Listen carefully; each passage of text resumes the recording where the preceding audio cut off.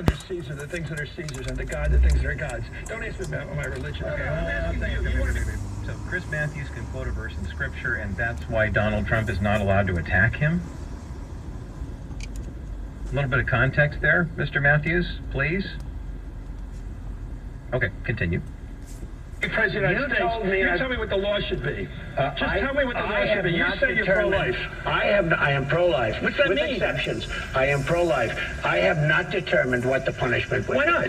Because I haven't determined When you it. decide to be pro-life, you should have thought of it. Because No, you could ask anybody. here's the pro-life problem. if they haven't Here's my determined problem with this. If you don't have a punishment for abortion, I don't believe in it, of course, people are going to find a way to have an abortion. You They'll don't go to believe in something like, what? You don't believe in what? I don't believe in punishing anybody for having an abortion. Okay, fine, okay, Of that's course fine. not. And I think it's a woman's choice. so you're against the teachings of your church? I believe, I have a view, and a moral view, but I believe we live in a free country, and I don't want to live in a country so fascistic that it can stop a person from making that decision. But then that would be so invasive, but I've heard so you determinative of speaking. society that I wouldn't be one we're familiar with. And Donald Trump, you wouldn't be familiar But with I've heard society you like that. speaking so highly about your religion and your church. Yeah. Your church is very, very strongly, as you know, pro-life. I know. What do you say to your church? I say, I accept your moral authority.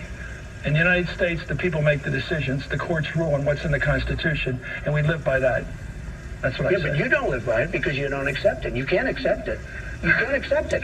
You can't accept Can we it. go back to matters of the law and running for president? Quick, help. I'm by that. What do I do? What do I do? I mean, it's not too hard to unravel this thread, and Trump does a good job of it with Chris Matthews. Chris Matthews, as a Catholic, is saying, look, I don't want to live in a country where the government can be so invasive and tell people what to believe and what to think and this, that, and the other thing, except for the fact that he supports the disruption of traditional marriage by the inclusion of same-sex, quote-unquote, marriage. Right? Or the fact that he thinks abortion is sacrosanct, and even though his church has moral authority, but basically what Matthews is saying is the law of the land takes precedence over that to him. So I wonder how Chris Matthews would have responded if the Pope were sitting there. That'd be kind of interesting, I guess. Maybe not. But you know, it's so interesting to me that Chris Matthews was going after Donald Trump on this issue, kept going and going, well, you should have a position and you really should know about this and blah, blah, blah, blah, blah. Or maybe, just maybe, entertain this thought for a moment. Maybe the reason he doesn't have a position on it per se is it's not really a campaign issue. Have you noticed that? This is the first time in this entire election cycle that someone has tried to make an issue of abortion. People who are pro-life are pro-life. People who are pro-abortion are pro-abortion. The candidates are very, very clear. Both Hillary Clinton and Bernie Sanders are pro-abortion. Both Ted Cruz and Donald Trump are professors for being pro-life. I mean, I don't know where Donald Trump is. I know where Ted Cruz is. Marco Rubio is pro-life. I think Kasich's in there too. There's really nothing to debate there. But Ted Cruz is not running on a platform that says, I will overturn Roe versus Wade. Donald Trump is not running on a platform that says, I will overturn Roe versus Wade. None of those guys are, because there are much more important issues in the world for the president.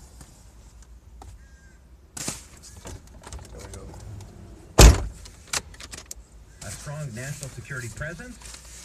What would people say if they Abortion doesn't crack the top 10, as far as I can knew? tell. And yet, Chris Matthews is making an issue of it. Why is he making an issue of it? Because his talking points tell him he needs to. Because the abortion lobby is so strong on Capitol Hill that they're telling guys like Chris Matthews, hey, you know what? If you want to pick a fight with a conservative, here's what you do. Challenge them on abortion. That'll make them look like they hate women, and end of story. But that's not what the voters are worried about. I mean, there are always going to be people pushing for new and better pro-life legislative pieces. Always.